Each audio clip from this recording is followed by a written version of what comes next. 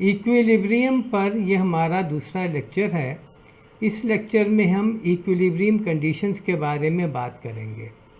उसके अलावा हम 2D और 3D में इक्विलिब्रियम की जो कैटेगरीज़ हैं उनके बारे में भी गुफ्तगू करेंगे। 2D सिचुएशन में जो अल्टरनेट इक्विलिब्रियम कंडीशंस होती हैं उन पर गुफ्तगू भी इस लेक्चर का हिस्सा है। इन बातों के अलावा हम दो और कॉन्सेप्ट्स भी इस लेक्चर में डिस्कस करेंगे। उनमें से एक है 2 फोर्स मेंबर और दूसरा है 3 फोर्स मेंबर। लेक्चर के आखिर में हम इस पर गुफ्तगू करेंगे कि स्टैटिक्स की जो इक्विलिब्रियम कंडीशन हैं उनको इस्तेमाल करते हुए हम अपने प्रॉब्लम किस तरह सॉल्व करते हैं। अगर कोई जिस्म इक्विलिब्रियम में है तो उस पर तमाम फोर्सेस, चाहे वो हमें मालूम हो या ना मालूम हो, वो एक दूसरे को बैलेंस कर रही होंगी। इसी तरह तमाम मोमेंट, चाहे वो हमें मालूम हो या मालूम ना हो, वो भी एक दूसरे को बैलेंस करेंगी। इस बात को हम इस तरह भी कह सकते हैं कि उस जिस्म पर तमाम फोर्सेस जो ऐड कर रही हैं उनका रिजल्टेंट वेक्टर r, और जो तमाम मोमेंट ऐड कर रही हैं उनका रिजल्टेंट मोमेंट m जो है वो ज़ीरो होना चाहिए। मैथमेटिकली हम इसको इस तरह लिख सकते हैं कि r जो कि तमाम फोर्सेस का सम है वो ज़ीरो है, और m जो कि तमाम मोमेंट का सम है वो ज़ीरो है। इन दोनों इक्वेशनों को इक्विलिब्रियम कंडीशंस भी कहा जाता है। 2D सिचुएशन अगर हो, यानी कि तमाम फोर्सेस जो हैं वो XY प्लेन में या YZ प्लेन में हो और जो मोमेंट है उस प्लेन के परपेंडिकुलर हो, तो इन्हीं कंडीशन को हम स्केलर फॉर्म में इस तरह लिख सकते हैं कि तमाम फोर्सेस उनका जो x कंपोनेंट है उसको सम करें तो ज़ीरो होगा, तमाम फोर्सेस का जो y कंपोनेंट है उसको सम करें वो ज़ीरो होगा, और किसी भी पॉइंट O के गिर्द अगर मोमेंट लें तमाम फोर्सेस की वजह से और उसमें कपल जो है वो ऐड कर दें तो वो सम भी जो है वो ज़ीरो होना चाहिए। 3D कंडीशन में यही इक्विलिब्रियम कंडीशन जो है वो स्केलर फॉर्म में इस तरह लिखी जा सकती हैं कि तमाम फोर्सेस जिनका जो x कंपोनेंट है अगर उसको सम करें तो ज़ीरो होना चाहिए, तमाम फोर्सेस के जो y कंपोनेंट को अगर सम करें तो ज़ीरो होना चाहिए, और तमाम फोर्सेस का जो z कंपोनेंट है उसको सम करें तो ज़ीरो होना चाहिए। इसी तरह मोमेंट में भी तमाम मोमेंट का जो x कंपोनेंट है उसका सम ज़ीरो है, तमाम मोमेंट का जो y कंपोनेंट है उसका सम जो है वो ज़ीरो है, तमाम मोमेंट का जो z कंपोनेंट है उनको सम करें तो हमें ज़ीरो मिलना चाहिए। तो ये इस कंडीशन जो है वो स्केलर में है, और ये जो कंडीशन थी ये वेक्टर फॉर्म में है। और यहाँ ये बात मद्देनज़र रहे कि तमाम फोर्सेस जो ऐड कर रही हैं वो ज़रूरी नहीं है कि हमें मालूम हो, इनमें जो है वो कुछ मालूम होती हैं और कुछ हमें मालूम नहीं होती। तो ये कंडीशन हम इस्तेमाल करते हैं ताकि जो फोर्सेस मालूम नहीं हैं हम उन्हें मालूम कर सकें। अब हम 2D इक्विलिब्रियम कंडीशन में इक्विलिब्रियम की कैटेगरी के बारे में बात कर लेते हैं। तो सबसे पहले हम देखते हैं कि अगर हमारा जो फोर्स सिस्टम ऐसा है कि तमाम जो फोर्सेस हैं जो हैं तो एक प्लेन में मगर साथ में वो कोलिनियर भी है, जैसे कि यहाँ फिगर में नज़र आ रहा है कि F1, F2 और F3 जो है ये एक ही लाइन में ऐड कर रही है। उस लाइन को हम x एक्सिस का नाम अगर दे दें तो हमें सिर्फ एक ही इक्वेशन से हमारा काम चल जाएगा, और वो होगी कि तमाम फोर्सेस जिनका जो है हम सम करें जो कि x डायरेक्शन में है तो वो ज़ीरो होगा, यानी कि F1 plus F2 plus F3 जो है वो ज़ीरो होना चाहिए। अब इनमें लेट से हमें F2 और अगर F3 मालूम हो तो इस इक्वेशन को इस्तेमाल करते हुए हम F1 जो है वो मालूम कर सकते हैं। अगली सिचुएशन ये है कि तमाम फोर्सेस जो हैं वो एक पॉइंट पर कंकरेंट है, जैसे कि यहाँ नज़र आ रहा है कि F1, F2, F3 और F4 जो है ये एक ही पॉइंट पर कंकरेंट है, वो पॉइंट जो है वो O है। इस केस में हमारा काम जो है दो इंडिपेंडेंट इक्वेशन से चल जाएगा। एक ये कि तमाम जो फोर्सेस हैं F1, F2, F3 और F4 उनका जो x कंपोनेंट है उसको सम करें तो वो हमें ज़ीरो मिलना चाहिए। इसी तरह उनके y कंपोनेंट को अगर हमें सम करें तो हमें ज़ीरो मिलना चाहिए। तो लेट से अगर हमें F1 और F2 नहीं मालूम और F3 और F4 जो है वो हमें मालूम है, तो इन दो इक्वेशनों से हम F1 और F2 मालूम कर सकते हैं। तीसरी सिचुएशन ये है कि तमाम फोर्सेस जो कि एक्ट कर रही हैं उस बॉडी पर वो पैरेलल हैं, जैसे कि यहाँ नज़र आ रहा है कि F1, F2, F3 और F4 जो है वो पैरेलल है। इस केस में भी हमें जो है दो इक्वेशनों से हमारा जो है वो कहें कि काम चल जाएगा। ये एक्चुअली दो इक्वेशनें ही वैलिड होंगी। एक होगी कि तमाम फोर्सेस जो कि पैरेलल हैं उनको अगर हम सम करें तो हमें ज़ीरो मिलना चाहिए, जैसे कि यहाँ नज़र आ रहा है कि तमाम फोर्सेस जो हैं वो एक्स डायरेक्शन में हैं, तो फोर्सेस का जो सम जो एक्स डायरेक्शन में है वो ज़ीरो होना चाहिए। दूसरा ये कि किसी एक पॉइंट पर, लेट से वो पॉइंट ये है, उसको अगर ओ का नाम दे दें या कोई भी और नाम दे दें, तो उस पॉइंट पर जब हम इन फोर्सेस का जो है मोमेंट निकालें जो कि जी डायरेक्शन में होगा वो मोमेंट, तो वो भी ज़ीरो होना चाहिए। तो गोया यहाँ पे भी हम ये कह सकते हैं कि अगर हमें लेट से F3 और F4 पता है तो हम दो इक्वेशनों को इस्तेमाल करते हुए F1 और F2 हम निकाल सकते हैं। आखिरी केस ये है कि जो कि मोस्ट जनरल केस कहा जा सकता है कि फोर्सेस और मोमेंट इंडिपेंडेंटली एक्ट कर रही हैं, ना वो कंकरेंट है, ना वो कोलिनियर हैं, ना वो पैरेलल हैं, बस वो ये है कि हैं वो एक ही प्लेन में, वो प्लेन जो है XY प्लेन है। उस केस में ये तीनों जो इक्वेशनें हैं कि फोर्सेस का सम जो कि एक्स डायरेक्शन में है वो ज़ीरो होना चाहिए, और वो फोर्सेस के जो कंपोनेंट वाई डायरेक्शन में उनका सम ज़ीरो होना चाहिए, और किसी भी एक पॉइंट पर जब हम मोमेंट लें और वो ज़ाहिरा मोमेंट वेक्टर जी डायरेक्शन में होगा तो भी ज़ीरो होना चाहिए। इस केस में हम ये इस सिचुएशन में हम तीन अननोन जो है वो निकाल सकते हैं, क्योंकि हमारे पास तीन जो है इंडिपेंडेंट इक्वेशनें मौजूद हैं, जबकि इनसे पहले वाले केस में हम दो और सबसे पहले वाले केस में हम सिर्फ एक अननोन जो है वो मालूम कर सकते थे, क्योंकि इक्वेशनों की तादाद कम थी। अब हम 3D इक्विलिब्रियम की जो कैटेगरीज हैं उन पर आते हैं। तो सबसे पहले अगर हम कंकरेंट फोर्सेस की बात करें तो सिचुएशन ये है कि जो तमाम फोर्सेस इस बॉडी पर एक्ट कर रही हैं वो कंकरेंट है, यानी कि पॉइंट O से गुजर रही हैं। इस केस में होता ये है कि तमाम फोर्सेस का मोमेंट अगर किसी भी पॉइंट पे लें, चाहे वो ये हो, चाहे वो ये वाला पॉइंट हो, चाहे ये पॉइंट हो, वो ज़ीरो होता है। तो फिर हमारे पास जो इंडिपेंडेंट इक्वेशन रहेंगी जिनका हम इस्तेमाल कर सकते हैं वो ये हैं कि summation of forces in the x direction, यानी कि इन तमाम फोर्सेस का जो एक्स कंपोनेंट है उनको सम करें वो ज़ीरो होना चाहिए, इन्हीं फोर्सेस का जो वाई कंपोनेंट है उनको सम करें तो ज़ीरो होना चाहिए, और इन्हीं फोर्सेस का जो जी कंपोनेंट है उसको सम करें तो ज़ीरो होना चाहिए। तो यहाँ पर हम फिर तीन अननोन से डील कर सकते हैं।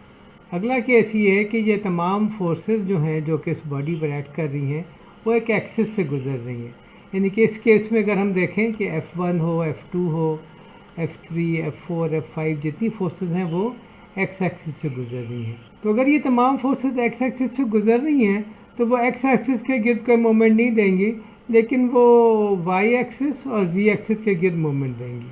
तो इस केस में हमारी इंडिपेंडेंट इक्वेशन जो हो जाएंगी, तीन इक्वेशन तो फोर्सेस वाली होंगी, उसके अलावा ये होगा कि इन तमाम फोर्सेस का वाई एक्सिस के गिर्द जो मोमेंट है उसका सम ज़ीरो होना चाहिए, और जो जी एक्सिस के गिर्द जो मोमेंट है उसका सम जो है वो ज़ीरो होना चाहिए। तो यहाँ पर हम 5 अननोन से हैंडल कर सकते हैं, क्योंकि यहाँ पर 5 इक्वेशन। तीसरी सिचुएशन ये है कि तमाम फोर्सेस जो हैं वो किसी एक एक्सिस के हिसाब से जो हैं वो पैरेलल हैं, यानी कि जिस तरह यहाँ हम देख सकते हैं कि F1, F2, F3, F4 और F5 जो हैं ये एक्स एक्सिस के गिर्द पैरेलल हैं। इस केस में ये होगा कि चूँकि इनका वाई एक्सिस और जी एक्सिस की डायरेक्शन में कोई कंपोनेंट ही नहीं है, तो फोर्सेस की सिर्फ एक इक्वेशन होगी, यानी कि ये summation of forces in x direction जो है वो ज़ीरो होना चाहिए। दूसरा ये कि चूँकि ये फोर्सेस जो हैं वो एक्स एक्सिस के पैरेलल हैं, तो ये एक्स एक्सिस के गिर्द कोई मोमेंट नहीं देंगी। तो मोमेंट की हमारे पास दो इक्वेशन होंगी जिस तरह के यहाँ पे था। तो इस सिचुएशन में जो थर्ड केस है उसमें हमारे पास तीन अननोन तक हैंडल करने की गुंजाइश होगी। चौथी सिचुएशन ये है कि मोस्ट जनरल केस है कि फोर्सेस जो हैं वो ना कंकरेंट हैं ना वो पैरेलल हैं। तो इस केस में तमाम 6 इक्वेशनें जो हैं वो इंडिपेंडेंट होंगी और हम 6 अननोन से यहाँ हैंडल कर सकते हैं। अब हम अल्टरनेट इक्विलिब्रियम कंडीशंस के बारे में बात करेंगे, और ये सिचुएशन जनरली 2D केसेस में होती है। हमें मालूम है कि अगर 2D स्टेट ऑफ इक्विलिब्रियम हो किसी बॉडी पर तो 3 इक्वेशनें हमारे पास होती हैं। एक तो ये कि जितनी फोर्सेस एक्ट कर रही हैं उनके एक्स कंपोनेंट को सम करें तो वो ज़ीरो होगा, इसी तरह उसके वाई कंपोनेंट को सम करें तो वो ज़ीरो होना चाहिए। और अगर हम किसी भी पॉइंट मसलन पॉइंट ओ पर हम अगर उन तमाम फोर्सेस का मोमेंट लें तो वो भी ज़ीरो होना चाहिए। तो इन 3 इक्वेशनों से हम 3 अननोन जो है वो हैंडल करते हैं और 3 अननोन तक हम मालूम कर सकते हैं। और ये इक्वेशनें जो है वो जिस तरह हमने पहले बात की कई दफ़ा कि ये स्केलर फॉर्म में है। कई दफ़ा यूँ होता है कि हमें इसमें आसानी लगती है कि हम एक पॉइंट के बजाय 2 पॉइंट पर मोमेंट ले सकें। तो तमाम फोर्सेस जो कि ऐड कर रही हैं हम उनका पॉइंट ए पर और लेट से पॉइंट बी पर अगर मोमेंट लें तो हमारी इक्वेशन की सिचुएशन कुछ यूँ होगी कि एक इक्वेशन तो हमारी ये बन जाएगी कि अगर हम मोमेंट पॉइंट ए पर लें तो उनका सम जो है ज़ीरो होना चाहिए। दूसरी इक्वेशन ये होगी कि अगर हम पॉइंट बी पर मोमेंट लें तो उसका सम भी ज़ीरो होना चाहिए। तो 2 इक्वेशन तो हमारी मोमेंट की होगी, तीसरी इक्वेशन फोर्स की होगी, यानी कि जितनी फोर्सेस जो ऐड कर रही हैं उनका कंपोनेंट किसी एक डायरेक्शन में हम लें और उनको सम करें तो वो ज़ीरो होना चाहिए। तो ये हमारी 3 इक्वेशन बन गई जिस तरह के यहाँ पे था। तो यहाँ पे भी हम 3 अननोन से हैंडल कर सकते हैं। चौथी इक्वेशन अगर हम बनाना चाहें कि summation of forces about Y axis is equal to zero, तो ये कोई नई इक्वेशन नहीं होगी, ये इंडिपेंडेंट इक्वेशन नहीं होगी। वो या तो यही इक्वेशन हमें दोबारा मिल जाएगी या इन दोनों में से कोई इक्वेशन हमें दोबारा मिल जाएगी। तो ये इक्वेशन इंडिपेंडेंट नहीं रहेगी। इसी तरह बाज़ औक़ात हमारे पास ये होता है कि हमें आसानी होती है कि हम 3 पॉइंट्स पे मोमेंट ले सकें। तो इस केस में जो तीनों इक्वेशन हमारी होंगी वो तीनों मोमेंट की होंगी, यानी कि पॉइंट ए पर, पॉइंट बी पर और पॉइंट सी पर हम मोमेंट लेंगे और वो ज़ीरो के बराबर उसको हम रखेंगे और यूँ हमें 3 इक्वेशन यहाँ से भी मिल जाएगी। स्टैटिक्स के सवाल हल करते वक्त 2 सिचुएशन के बारे में हमें होशियार रहने की ज़रूरत है। उनमें से एक का नाम है 2 फोर्स मेंबर और दूसरे का नाम है 3 फोर्स मेंबर। 2 फोर्स मेंबर ये जैसे कि आपके सामने है, इसकी अपनी शक्ल चाहे कुछ भी हो, इस पर चूँकि दोनों किनारों पर फोर्सेस लग रही होती हैं तो इसलिए इसको 2 फोर्स मेंबर कहा जाता है। अब अगर ये मेंबर जो है इक्विलिब्रियम में है तो कुछ शराइत खुद ब खुद पूरी हो जाएंगी। एक ये होगी कि ये दोनों फोर्सेस इक्वल होंगी, यानी कि ये फोर्स और ये फोर्स इक्वल है, ये फोर्स और ये फोर्स इक्वल है। दूसरी शर्त ये होगी कि वो अपोजिट होंगी, यानी कि ये अगर इस डायरेक्शन में एक्ट कर रही है तो ये इस डायरेक्शन में एक्ट कर रही है। और तीसरी शर्त जो खुद ब खुद पूरी होगी वो ये होगी कि ये कोलिनियर होंगी, यानी कि ये एक ही लाइन में एक्ट कर रही होंगी। जैसे इस केस में ये एक ही लाइन में एक्ट कर रही हैं और ये डायरेक्शन इनकी अपोजिट है। ये तीनों चीज़ें उस वक्त होंगी जब ये 2 फोर्स मेंबर जो है वो हमें पता होगा कि इक्विलिब्रियम में है। हम अपनी बात को एक मिसाल से वाज़े करेंगे। ये हमारे पास एक फ्रेम है जिसमें फोर्स T लगी हुई है और पॉइंट C और पॉइंट D पर ये जो फ्रेम है ये पिन सपोर्टेड है। ये चूँकि पूरे का पूरा फ्रेम इक्विलिब्रियम में है तो लिहाजा इसका हर पार्ट जो है, हर सब असेंबली वो इक्विलिब्रियम में है। हम इमीडिएटली ये आइडेंटिफाई कर सकते हैं कि जो एलिमेंट BD है ये 2 फोर्स मेंबर है। तो लिहाजा जब भी किसी वजह से ये आइसोलेट किया जाएगा ताकि हम अपना प्रॉब्लम बेहतर तौर से हल कर सकें तो इसके दोनों एंड्स पर फोर्स लगी होंगी और वो फोर्सेस जैसे कि आपके सामने हैं वो इक्वल, ऑपोजिट और कोलिनियर होंगी। चाहे ये हमें नोन हो फोर्सेस या हमें अननोन हो, लेकिन ये तीनों शराइत जो हैं वो पूरी कर रही होंगी। जिस तरह 2 फोर्स मेंबर पर 2 फोर्स एक्ट कर रही थी तो 3 फोर्स मेंबर पर 3 फोर्सेस एक्ट कर रही होंगी। मिसाल आपके सामने है कि ये हमारा मेंबर है, उस पर एक ये फोर्स ऐड कर रही है, ये हमें पता है कि इस केबल की वजह से यहाँ पर एक फोर्स ऐड कर रही है। उसके अलावा एक फोर्स ये ऐड कर रही है और हमें पता है कि इस पर एक वेट लगा हुआ है तो एक ये फोर्स यहाँ ऐड कर रही है। तीसरी फोर्स ये है जो कि स्पिन की वजह से यहाँ पर है, तो गोया ये मेंबर जो है ये एक 3 फोर्स मेंबर है।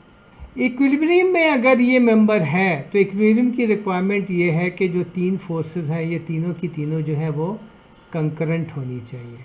और ये बात हमें इस तरह पता है कि अगर तो कोई 3 फोर्स मेंबर है या 3 फोर्सेस जो है वो ऐड कर रही हैं तो ये कंकरेंट होनी चाहिए।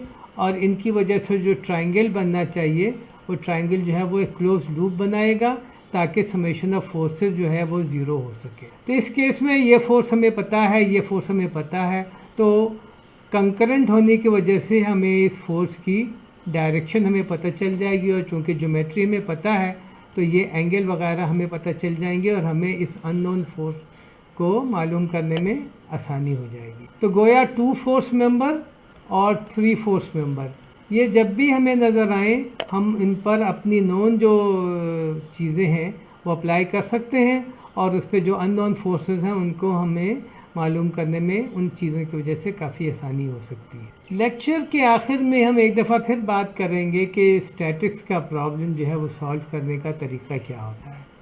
तो सबसे पहले हम जिस बॉडी के बारे में बात करेंगे हमें पता होना चाहिए कि उस पर कौन सी नोन फोर्सेस हैं और कौन सी फोर्सेस अननोन हैं जो कि हमने मालूम करनी है। हमारा ऑब्जेक्टिव ये होता है कि जो अननोन फोर्सेस हैं वो हम मालूम कर सकें। उसके बाद फिर हम ये आइडेंटिफाई करेंगे कि सिस्टम का, ये बॉडी का कौन सा पार्ट है जिसको बाकी मेन असेंबली से हमने आइसोलेट करना है।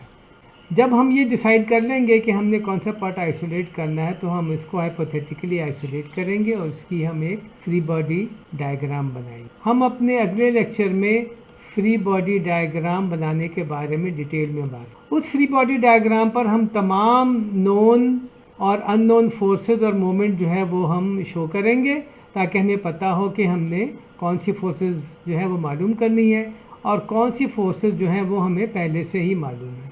फिर हम अपना एक्सेस सिस्टम जो है वो प्रॉपर्ली सेटअप करेंगे। ये स्टेप हम शुरू में भी कर सकते हैं, ज़रूरी नहीं है कि इस जगह पर ये स्टेप किया जाए।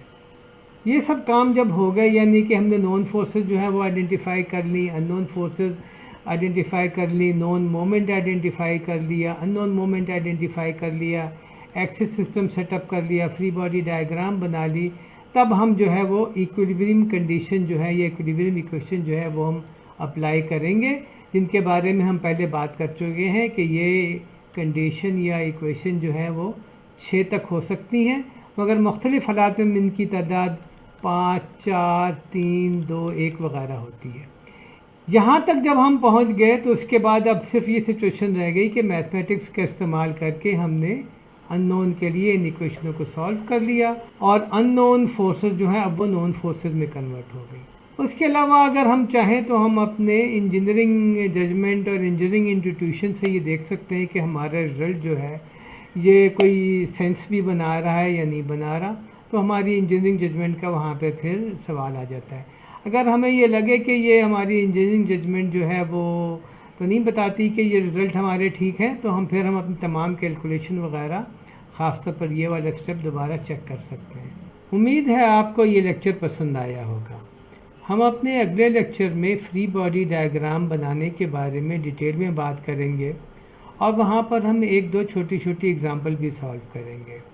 उसके बाद हम अपने सब्सीक्वेंट लेक्चर में फ्री बॉडी डायग्राम बनाने के बारे में ज़्यादा डिटेल सवाल भी हल करेंगे। Thank you very much.